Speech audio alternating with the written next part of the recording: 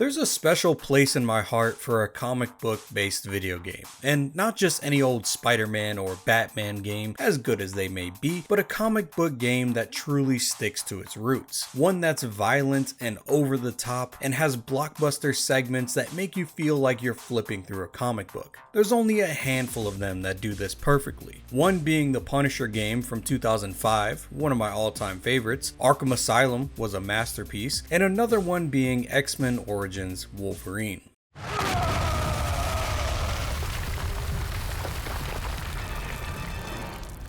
Ever since Insomniac teased the new Wolverine game, I've had the urge to replay this game because, like most games that I cover on my channel, it was just one of those special titles in the mid-2000s that just sticks with you. And I think the reason it turned out so great was because of the care and passion that Raven Software had to make this the Wolverine game. It is of note that the version I'm talking about here is the uncaged version that was released for the PC, Xbox 360, and PlayStation 3. This game was also released on the PlayStation 2, Nintendo Wii, and Nintendo DS, and a mobile version of the game if you want to count that, but these versions are slightly different, with graphical downgrades, completely different levels, cutscenes, and neutered combat and gore, giving a teen rating rather than mature. So if you're wanting to play this game, make sure you get the Uncaged edition. Technically, X-Men Origins Wolverine is a movie tie-in game to the movie of the same name, as it was released on the exact same day, and it follows the same main plot line and has Wolverine voiced by Hugh Jackman. But in reality, this game was in development before the tie-in idea was thought up.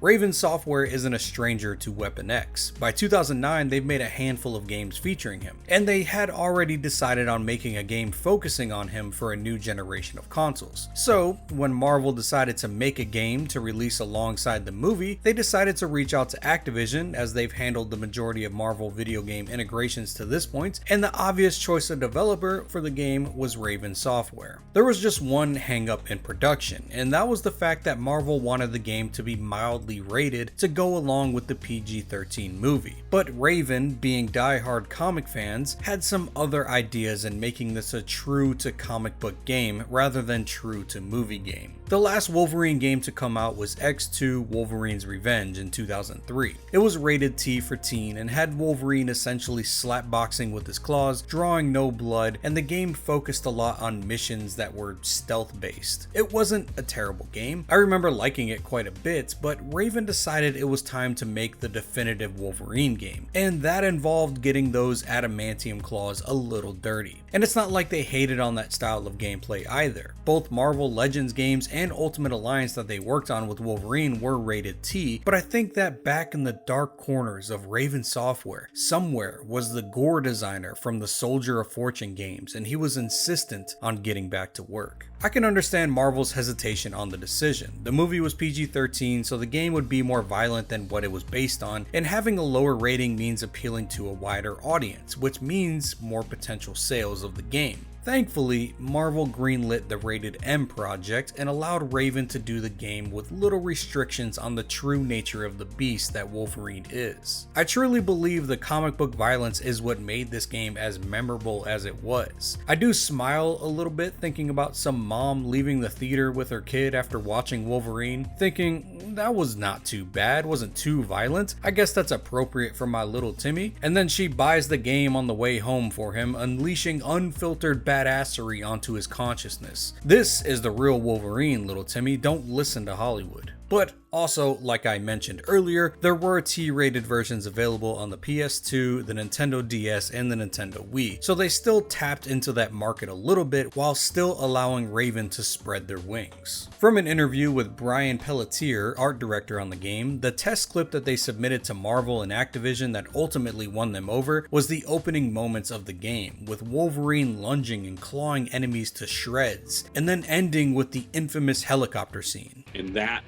scene and action took place, like the whole company just screamed out and just, you know, I mean, because it was just shock. And I still remember just that feeling of like everybody going, holy shit, you know, like holy crap, like that was amazing. And just like just feeling all of that energy from like 100 and like, you know, whatever 60 people just like cheering, like yeah.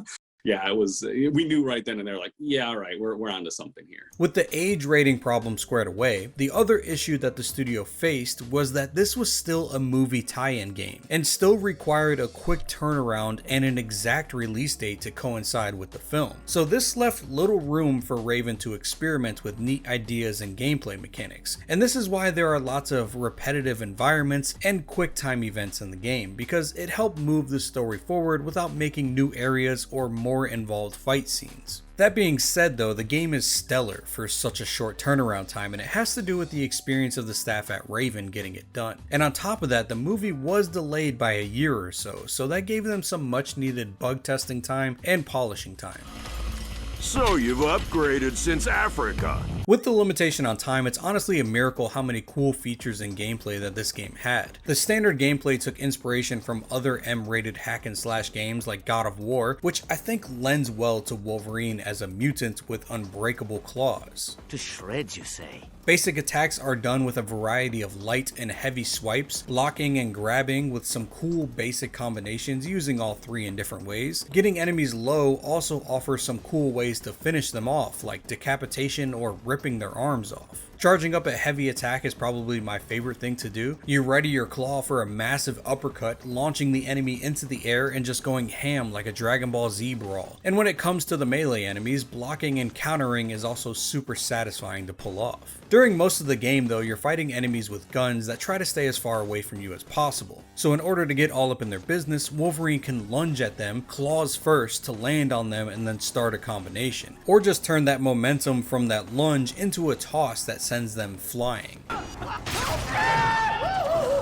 This lunge made the gameplay fluid and oh so satisfying. Jumping into a group of dudes, fucking them up, and then immediately leaping across a parking lot to fuck up some other guys in a different area. Trying their hardest to do any kind of damage to you before you impale them on a forklift or something. It makes you feel like a rabid Wolverine, and it's on sight for anyone who dares to be within a quarter mile of you. During your flurry of attacks, you also fill up a rage meter that allows you to do a selection of special moves to increase your destruction levels. There's a claw spin, a claw drill, and a claw cyclone that are all pretty self-explanatory honestly, but they also have their niche purpose in dispatching different enemy types that you meet throughout the game. And the final special move is more of a power-up called Berserker. It empowers your claws and gives your basic attacks more oomph, and it heals you passively as it's active. There's also a power-up that you can get that makes the enemies fear you when you use Berserker. In each level, there's also ways to use the environment to kill the enemies, like impaling them on spikes or machinery, or simply throwing them off of a high ledge, letting gravity do the hard work. As you play through the game, killing enemies and finding hidden dog tags, it gives you experience to level up, and level ups provide you with skill points to use to boost your gameplay. You can boost basic claw damage, increase your health bar or rage bar, and power up your special moves, mostly by increasing damage or duration of them. In addition to skill points for powering up, there's also mutagens that you can find throughout the levels that give you a special perk. There are ones that reduce damage taken, ones that increase damage output, and others that alter gameplay like increasing rage regeneration or giving bonus experience for every kill, allowing you to rank up a little bit faster.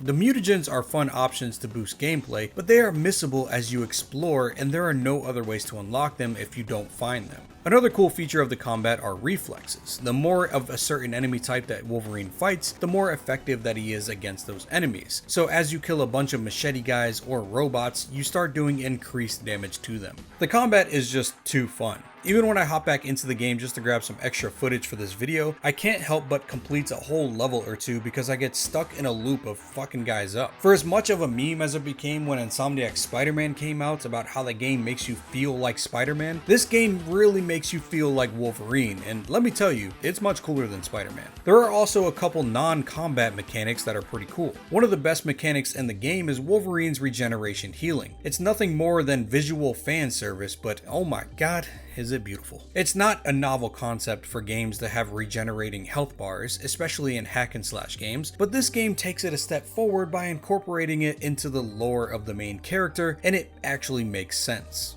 Shit, he's alive! Raven went as far as to render 4 layers onto Logan just for this effect, that not only makes the damage to his body look so visceral, but also to show the regeneration of layers slowly one step at a time. You go from seeing Wolverine's lungs and ribcage and spine to watching the muscle and skin slowly regenerate after combat, healing him to full. It's such a cool thing to watch and was mind-blowing back in the day. I'm sure it's not the only game to have this regeneration factor like this, but it's the only one that I think of because it was so well done. The default outfit in the game is what Hugh Jackman wears in most of the movie, jeans and a tank top, and as you get shredded by bullets and explosions, the clothes get torn off of you along with your skin. To shreds, you say? And unlike his body, they don't grow back, so by the end of the level, you're just a shirtless maniac with blood in your eyes. But if you unlock the sweet classic outfits in the game, they do regenerate along with everything else, so you still look dope the whole time. Another mechanic that I found useful is the feral sense. It's sort of like Batman's detective vision. It highlights interactable things in the environment and also gives you a trail to follow if you get turned around and don't know which way to go. It also comes in handy when facing enemies when you don't have any vision, like when they throw smoke bombs or when you're in a room with enemies that can go invisible. There really isn't much to the game other than the combat though. The levels are entirely linear and there's a handful of puzzle sections and platforming areas to get through, but nothing too intensive. Just little breaks in pace between hordes of enemies. The enemy variety in the game is actually quite diverse. It mostly boils down to enemies with machetes or enemies with guns, but within those limitations there are quite a few special enemies that offer a variety to allow you to alter gameplay and how you approach them a little bit differently, making it so you're not just claw spinning on everyone, even though that is always pretty effective. The majority of enemies in the game are simple grunts of the levels. They pose zero threat to you and are just experience farms for you in the game and a way to flaunt new combos and moves that you learn. They come in both the machete wielding and gun wielding varieties, and they are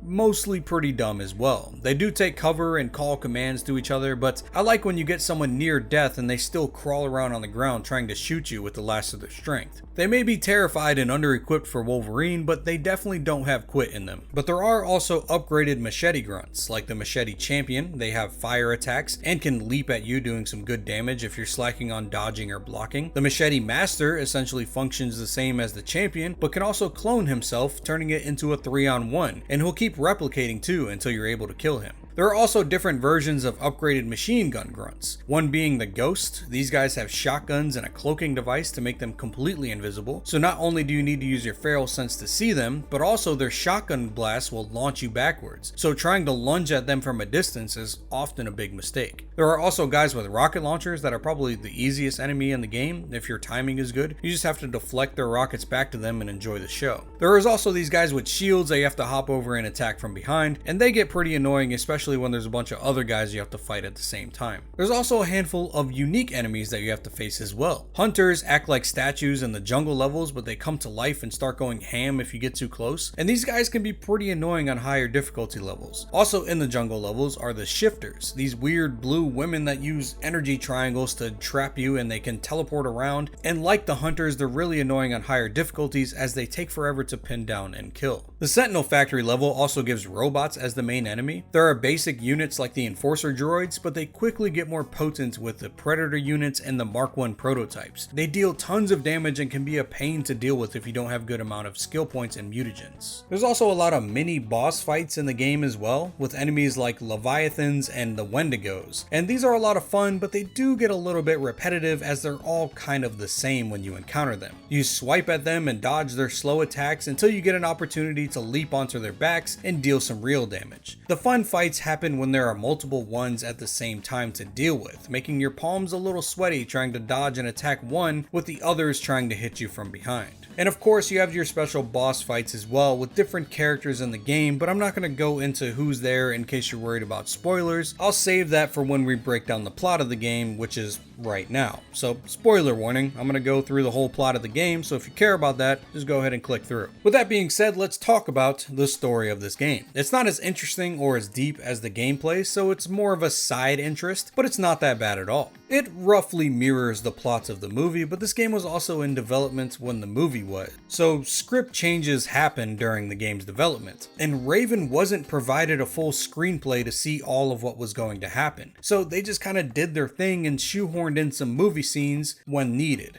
Sometimes they worked and sometimes it seemed a little forced, but it turned out well in the end. Some of the best levels in the game are ones that aren't from the movie, so that kind of says all you need to know. Hugh Jackman does reprise his role as Wolverine in the game, and he does a fantastic job. There are plenty of actors out there that phone it in when they have movie tie-in obligations, but I gotta hand it to Jackman, he killed it. Apparently, he took the acting instructions incredibly well during the voiceover. The director would say that this line of dialogue is after a big fight or something, so Logan may be a bit out of breath, so Hugh Jackman would drop to the ground and do a bunch of push-ups to make himself sound tired.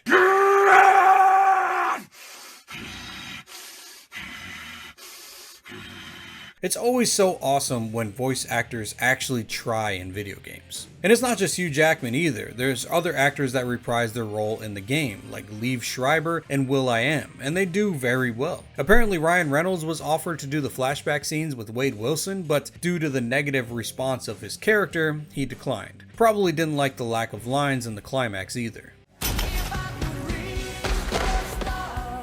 Hey, it's me! Don't scratch! Just cleaning up the timelines. Okay, now let's get into the actual story. The game starts with a clip showing the not too distant future, a decayed post-apocalyptic looking area that pans to Wolverine absolutely obliterating a group of soldiers, showing off his aggression and healing factor. He mentions he can't remember much of anything as the game goes into a flashback. It's the final mission of Team X in Angola, Africa. Team X is led by Colonel Stryker and is composed of Wolverine, Victor Creed, Wade Wilson, John Wraith, and Nord, and they are sent in to locate a village that holds valuable secretive mineral deposits, most likely adamantium, but it's not confirmed here in the game. The chopper they're flying in gets shot down, and from here Logan goes free falling to the ground, dodging rockets and debris before making his landing on some unlucky soul. Logan sees smoke in the distance and makes his way over there, assuming that it's the crashed chopper, crashing some other choppers on the way, as well as killing anyone brave enough to challenge him.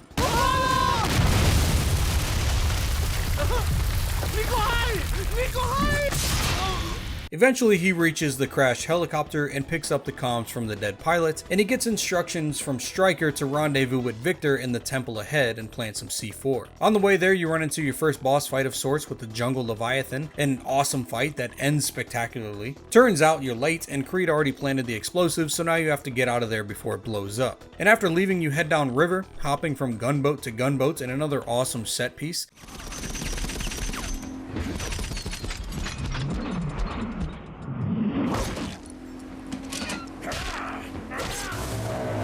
Until finally running into Creed after crashing onto the shore. From here, the game leaps forward 3 years into current time. Logan is walking with his love interest Kayla, seemingly living a normal life, until they get to the local bar and he smells Creed inside, and he tells Kayla to run. And when he enters, they immediately start fighting, so clearly some shit happened in the last 3 years to Team X. This is your first boss battle in the game, and it's not the hardest fight in the world, and it requires you to have some good block and counter timing, but either way, Creed is gonna win. Kayla calls out to Logan, distracting him and allowing Creed to knock him out and break his claws. And as Logan is slipping into unconsciousness, Creed says, "Now where's that old lady of yours?" And once Logan wakes up, he finds her dead body. Also, Stryker is there as well for some reason. He said he came to warn Logan, but he was too late. He says that Victor Creed has gone AWOL and he's killing the whole team, and he's already killed Wade Wilson. Logan storms off to go kill his brother, but Stryker says he can't beat him. But Stryker can help him. He brings Logan to Alkali Lake and puts him into this pod that injects him with adamantium, coating his bones and making him virtually indestructible, including his new shiny claws. During this process, he gets memories of the final mission that they did in Africa, how members of Team X started killing innocent civilians in search of minerals, and he tried to stop them, but Creed and Stryker held him back. And he also overhears Stryker in the lab saying that they have his DNA for Weapon 11, so they can terminate him. And Wolverine, hearing this, pisses him off.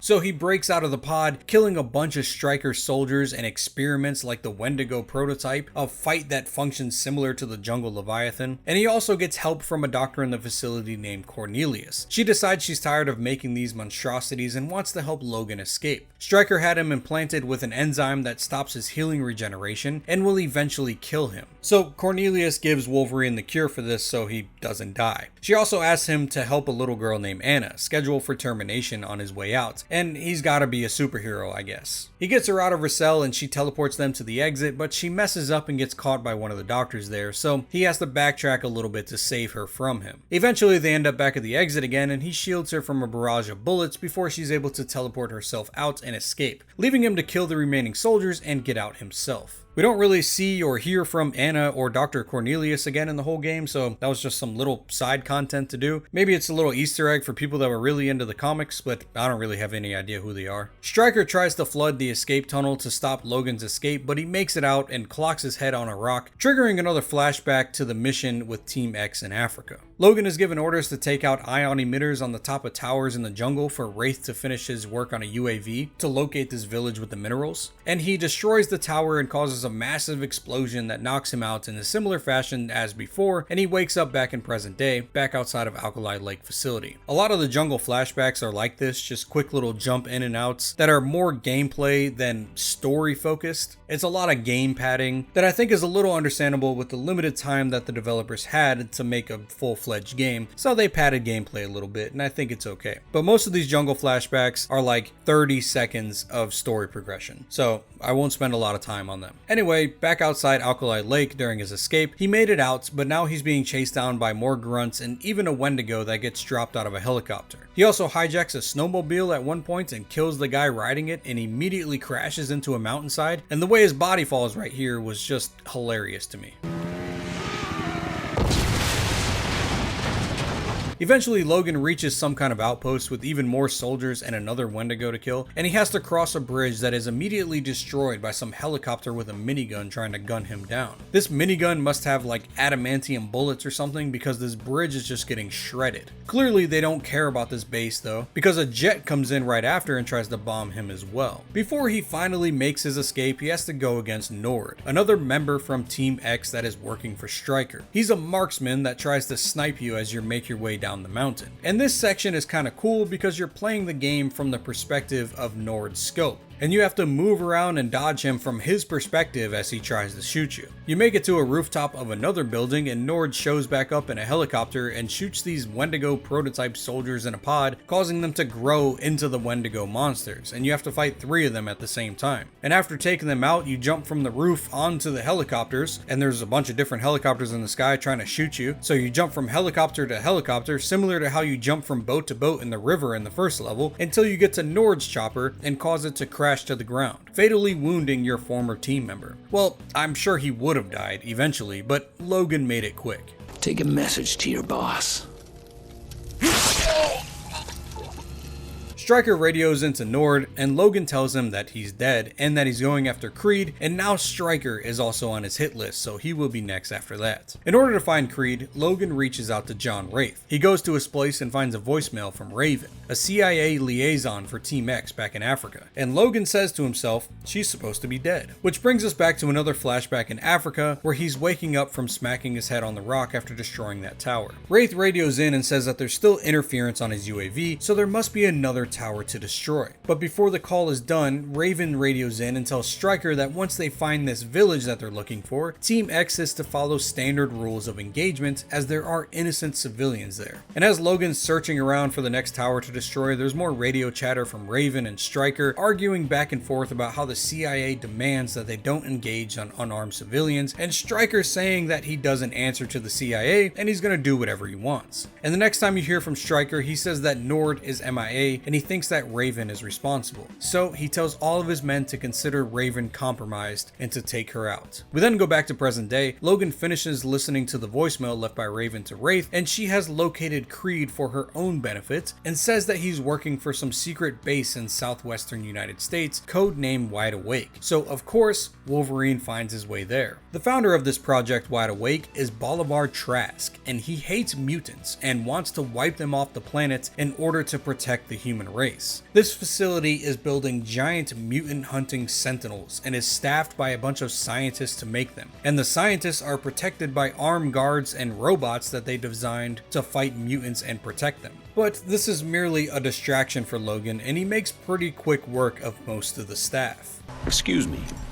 Do you have level 5 clearance? Yes, of course, but...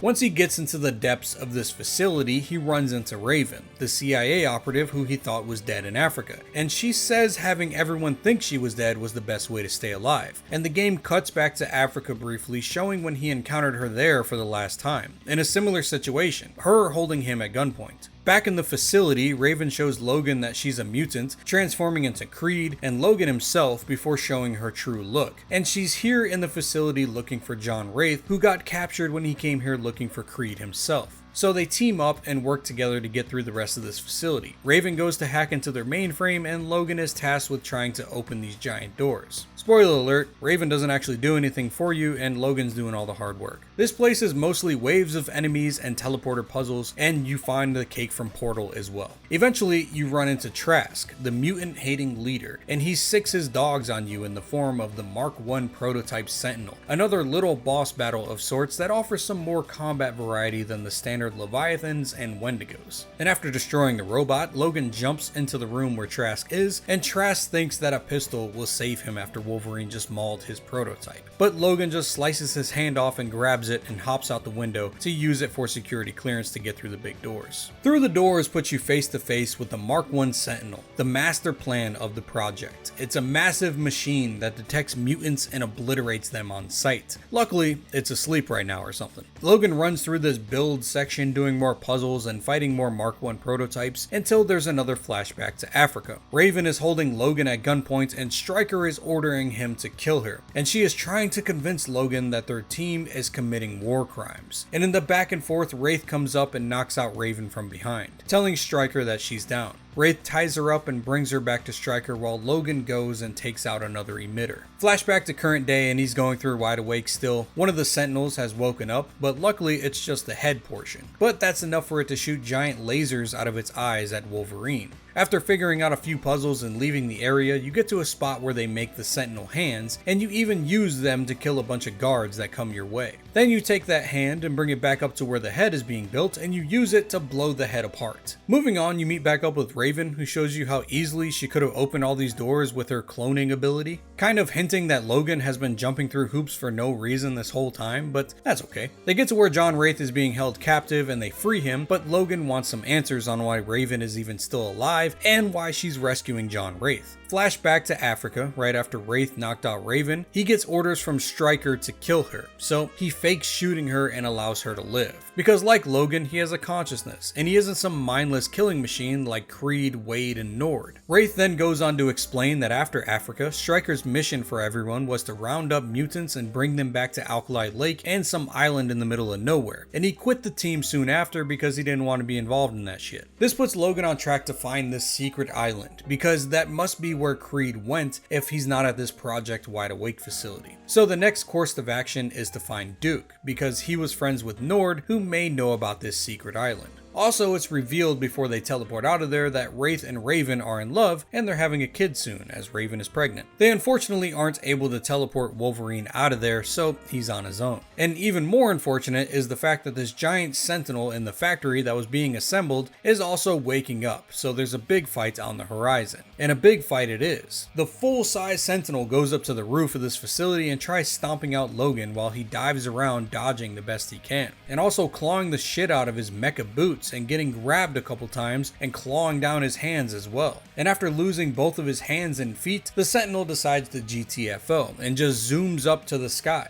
Luckily, Logan hopped on before he took off, so it turns into an aerial battle of clawing at the big guy's vital mechanisms and getting blown off, skydiving back onto the guy, dodging debris as you go, until enough damage is done, causing a crash landing into the ground. But the Sentinel doesn't actually die until Wolverine comes flying in after like an angry adamantium bullet, blowing the Sentinel's brains out. Another top tier scene in this game. Jump forward a few hours and Logan tracks down Duke in some grocery store in Iowa. There is immediately some hostility and a fight breaks out.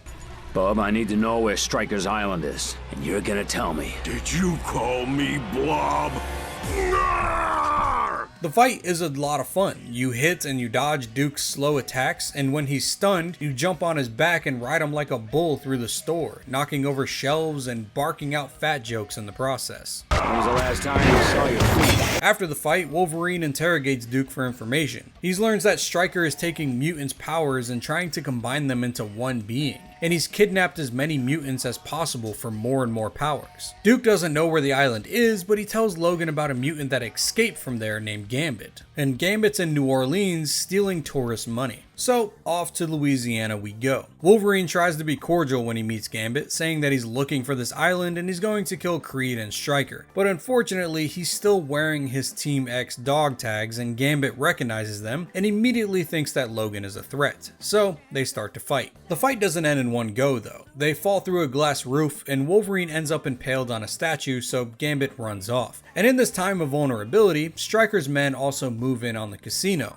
and they're there to kill Logan. Maybe Duke tipped them off at what he was doing after he woke up from their fight. And with Stryker's team is also Creed, and you find out he's there when John Wraith radios into you and you hear him die over comms. And Creed comes on and says, "I can feel his spine." So John Wraith is supposedly dead because Creed just murdered him. But nothing's ever really confirmed in this game, but we don't see John Wraith again. And even though Gambit sees you killing Stryker's men, he somehow still thinks that you're with them. So you still have to fight all these guys that are coming in with guns, as well as Gambit's bodyguards that he sicks on you, as you chase him around this hotel and casino. Eventually, you corner Gambit for a final fight on the giant letter signs above the casinos, and you guys brawl there. Gambit starts destroying letters with his abilities, and Logan just tries to lunge at him as much as he can. And the fight ends when Gambit gets knocked off the railing and Logan grabs him to save him, convincing him that he doesn't actually want to kill him, he just wants to know where this island is. Gambit asks why he wants to kill Creed and Stryker so bad, and asks Logan to tell him as they fly to the island together. We get one final flashback to the Africa mission, showing how it ended so badly. They finally locate the village with the minerals, and the team decides to infiltrate it, killing all the armed men there with relative ease, and it's honestly a pretty badass cutscene, showing how every member of Team X has these cool mutant abilities that they use to kill people without much regard. And after killing all the armed men, Stryker is interrogating the civilians on where the minerals come from, and the man says that it fell from the sky. And this pisses Stryker off, as he tries to get Creed to hurt the man, but Logan stops him. He cuts the man free, and he says he won't be a part of this. But that man doesn't get far because Wade Wilson just shoots him in the back, causing Logan to deck him in the face. And then he gets jumped by Creed and Stryker, who knock him out. And that's how the mission ends. It doesn't really go into how Logan escaped from them after that, but it definitely shows what broke the band apart and why there's so much animosity between everyone. Once they arrive on the island, there are a ton of soldiers to kill,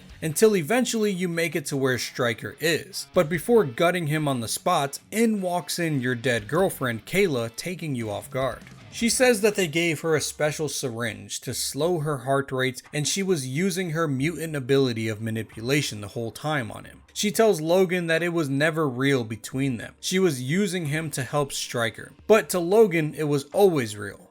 It was never real. It was real for me. In his heartbroken state, Stryker offers Wolverine a deal. He can live knowing that the girl that he loved never loved him back, or he can get his memory wiped and forget everything. He quickly decides to forget, and Kayla reaches out to comfort him, kind of hinting that she actually did love him, but maybe Stryker is holding her hostage. For some reason, Logan agrees to this memory wipe procedure, clearly doing anything Stryker offers is a double-edged sword. He gives you adamantium bones, but then he immediately tries to kill you. So I don't know why Logan thinks that this is any different. Once she sees that Logan is in pain during this memory wipe process, Kayla breaks and cries to stop the experiment. She was just doing what Stryker asked because she thought it was the only way to save Logan. Creed comes in to take her away, and Logan senses this and rips his helmet off to save her and kill Creed, leading to the second battle with your brother. And this one is about the same as the first, dodging and parrying attacks, and luckily Logan is a little stronger this time due to his adamantium claws. And as Logan is about to kill Creed, Kayla stops him.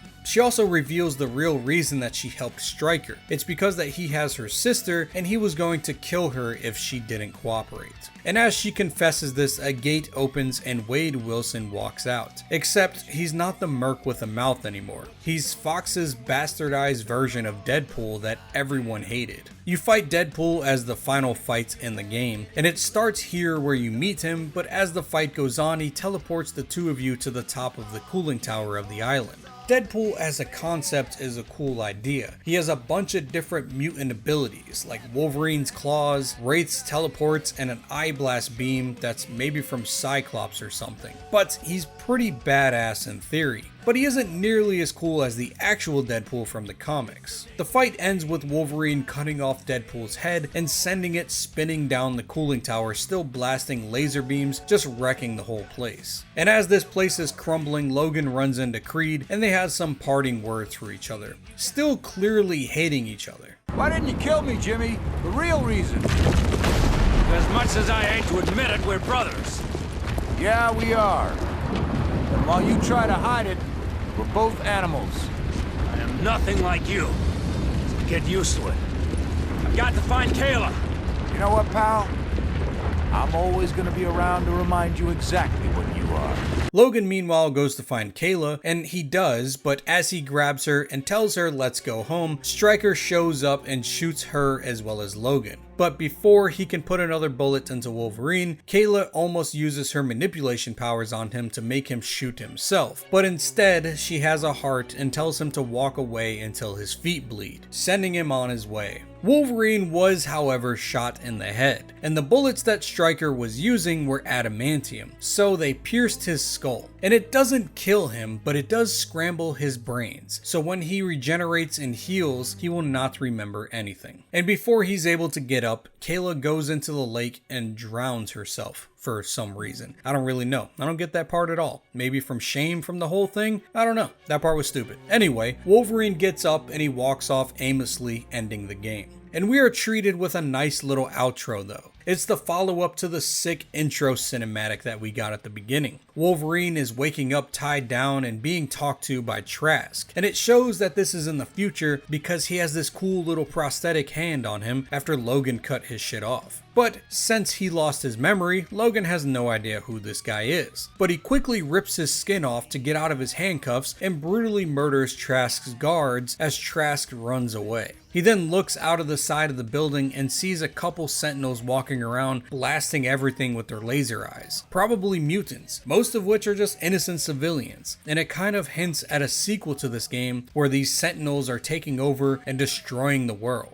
Hence the post-apocalyptic looking environment. But who knows what their plans were? We obviously never got the sequel. Usually I end videos on games with cliffhangers saying that we need to see this game again, either give us a sequel or a remaster or something, because the game's just so good. And well, I feel the same here. The only difference is that this game holds up incredibly well, and it looks great and performs fantastic. It's a solid ass game, and my only real wish is that I wish it was easier to get on modern systems. This game is not without its faults. In my opinion, it did get a tad repetitive in certain sections, especially considering the Africa flashbacks were nearly identical, and they offered 30 seconds of narrative addition for every 20 minutes of jungle puzzles and combat. And some levels just felt like unnecessary padding, like the Gambit section, chasing him around. It could have been a shorter set piece like the Duke fight, but it's one of the longest missions in the game that adds nothing to the overall progression of the plot. Thankfully, even though the game is maybe an hour or two long, the combat is still a lot of fun. Even when you're feeling its repetitiveness grind on you a little bit, you're still having a blast just ripping through the dudes as Wolverine, and it's hard to be upset at it. The game was removed from storefronts in 2014 due to Activision's Marvel contract expiring, which may also hint at why we never saw a sequel. They didn't have much time to make and release one, and extending the licensing agreement may have not been on the table for Activision. So even though they knocked it out of the park and set up a dope premise for a sequel, Marvel still has the rights to the character, and whatever they decide on goes. Because they could have made a game and got it out in a few years in 2012 or 2014, 2013, and then in 2014 it would have been stripped from stores and digital markets. Kind of the exact thing that happened to the Deadpool game that was released in 2013. It was taken off the market after 1 year due to Activision losing the license, along with other Marvel titles like 2 X-Men games and 4 Spider-Man games that they had out. And it seems that Marvel has turned their attention to Insomniac Games and Sony for their future games because they now have a few Spider-Man games with them and a standalone Wolverine game that has been announced as well in 2021. And I'm honestly not upset at that. I think Raven did a stand-up job, and I would love to see a follow-up from them back in 2009, but right now, I think Insomniac are the ones to make a new Wolverine game. I think they're the ones for the job, and I just can't wait for that game to drop. I just wish that licensing agreements didn't void prior projects. Like, why can't the license now be with Insomniac, but the older games made under when the license was with Activision, why can't they just still be available? Why do they have to cease to exist? I think that's stupid. With that being said though, I like to give a special shout out to the supporters on Patreon and my YouTube members: Doc Schwinn, Kid Kingpin, Snowflake,